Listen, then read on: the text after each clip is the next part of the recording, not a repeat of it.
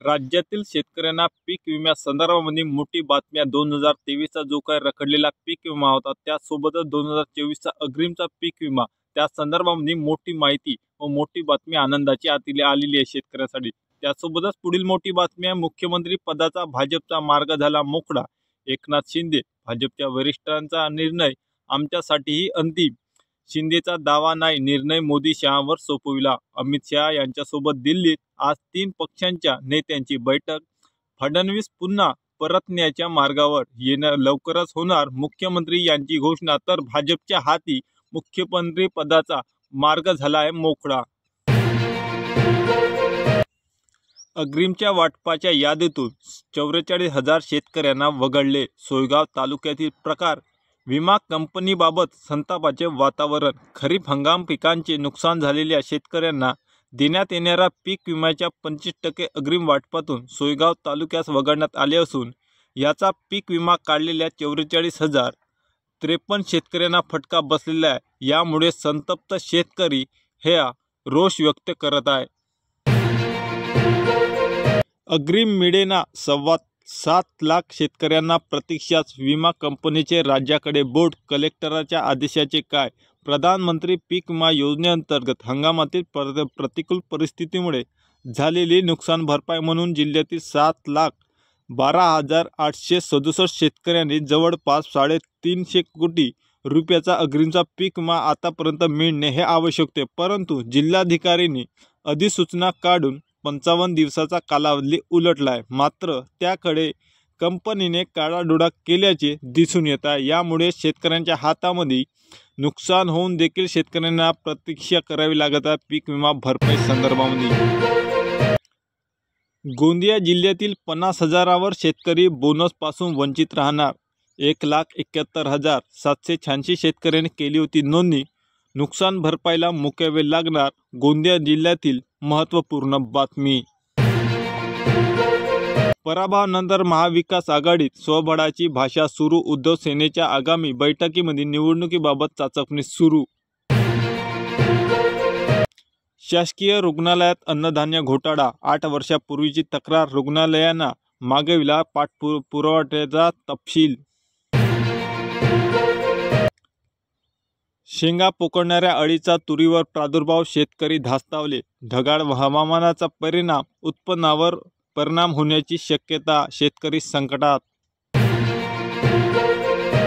चौसाड्याच्या कृषी पदवीधर तरुणाचा प्रयोग, बहुउपयोगी यंत्राने एकाच वेळी शेतकऱ्यांना करता येतील 7 कामे। विभागीय कृषी संचालकाची भेट देऊन केली पाहणी।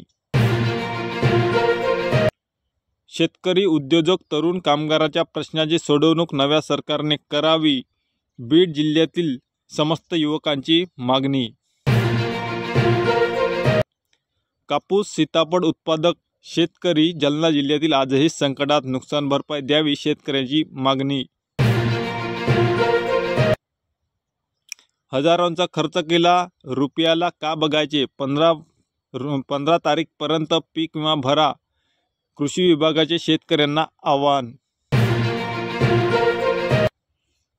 अहमदपुरात 17,000 हेक्टर क्षेत्रावर रब्बी हंगामाच्या पेरण्या, जलसाठे तुडुंब। हरभरा पिकासह भाजीपाला लागवडीकडे शेतकऱ्यांचा कल। वीज पुरवठा नियमित नसल्यामुळे शेतकऱ्यांची पिके आली धोक्यात। चाकूर तालुक्यातील सुरळीत वीज पुरवठा करण्याची शेतकऱ्यांची संबंधितांकडे मागणी। कापसाला भाव नाही, शेतकरी हवालदिल, लागवड खर्च व उत्पन्नाचा ताळमेळ जुळेना, यामुळे शेतकऱ्यांचे होत आहे मोठे नुकसान। जिल्ह्यात 84% पेरणी, ढगाळ हवामानामुळे तूर, हरभरा पीक संकटात। अधूनमधून निर्माण होणाऱ्या ढगाळ वातावरणामुळे द्राक्ष बागांवरही डावणी रोगाची शक्यता। अग्रिम मिळेना, 7.25 लाख शेतकऱ्यांची प्रतीक्षा। परभणी जिल्ह्यातील मोठी बातमी। वीज बिल मोफत केले, शेतकऱ्यांची लूट मात्र सुरूच। महावितरणने प्रशासनाचे दुर्लक्ष, केबलसह इतर साहित्यासाठी लागतात मोठे पैसे।